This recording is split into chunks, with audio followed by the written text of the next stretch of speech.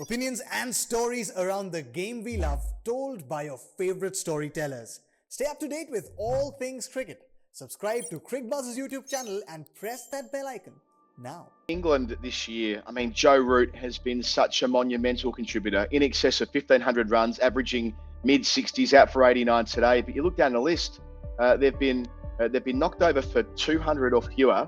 I think it's something like now 10 times in 22 innings or something ridiculous like that. Across the board, the exception of Root, the batting average is 25. And how do you build a team around one guy when there's not enough contributors around him? It feels like that is the elephant in the room for England. They can have this brilliant seam attack and they can have one guy dominating with the blade, but that's not going to be enough, certainly not in this country. Yeah, you're probably right. And first of all, you've got to say well done to Joe Root. Amazing performance throughout the calendar year, and what a player. And even his innings, I know he'll be disappointed not to get 100 at the Gabba, and he deserved 100 with the way he played.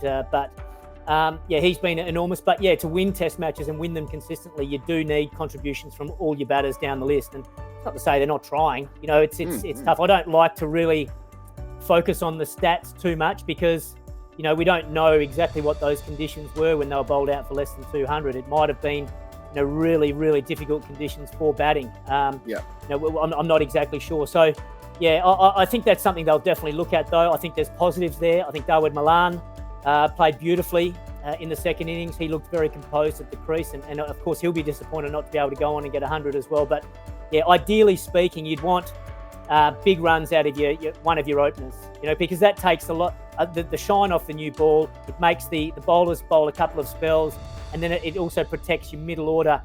So they're coming in against an older ball. So we knew this was going to be an issue for England coming in. They've got inexperienced players in Australian conditions at the top of the order. If England can bat a long time early and have the likes of Root, Stokes, Butler, and even Pope coming in later with a tiring attack, older ball, then you know how much damage they can do. But that's the challenge for them, getting through that new ball and really building some big partnerships early. So I know that's something they'll be talking about. I know that's something they'll be trying to address. They're good players at the top of the order, but, a Test match cricket, it's tough going. And especially if there's conditions that are favourable to the bowlers, you don't have to do much wrong and you find yourself sitting back in the pavilion. So they're all good players. I thought Hamid actually batted pretty well throughout this Test match. A pair of 20s. He looked good. His defence looked good. But unfortunately for him, he wasn't able to go on and get a big score. But I think there's a few positives there for England. Even Stokes, he's well short of a gallop. He'll get better from this performance to in this Test match, and we know how good he can be with the bat as well.